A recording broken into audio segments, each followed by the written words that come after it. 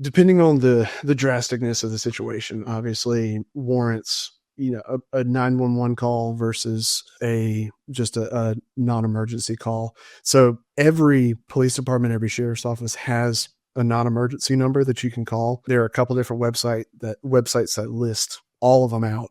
So no matter where you're living, if you're living here and mom is living in Timbuktu, Texas, you put her address into one of those websites and it'll pop up exactly what number you need to call so that you can contact the local police department or sheriff's office. Basically what we would do is we would come out and just using kind of common sense techniques. The way that I normally approach it is I'll go and I'll give 3 knocks on the door. I'd knock progressively louder each time just to make sure it's not somebody who's asleep or, has the TV too loud and they can't hear me, radio up, whatever. So I'll, knock 3 times or do 3 increments of knocking, however you want to say that, progressively louder.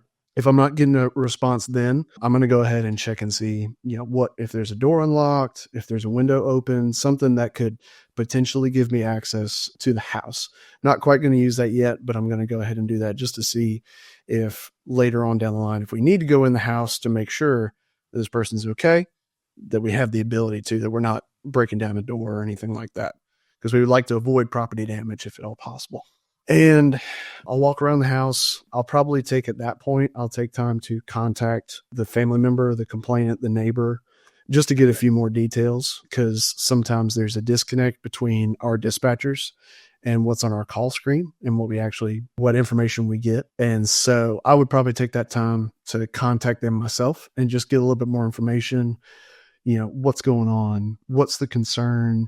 Are there any health concerns? Is this is when it kind of leans into also like the possible like suicide aspect of it all, because we do welfare checks for that as well. And so all these things are things that I'm going to need to know, because ultimately I have to justify to courts and to my superiors, if I end up going in this house, why I did so. And so just certain things like that, where it's like, okay, we're dealing with the elderly, so older, so no telling what kind of underlying medical issues that there could be that nobody knows about. We're dealing with an Alzheimer's patient, so making sure, hey, if they're not here, where are they? If they walked away, we need to try and figure out where they went.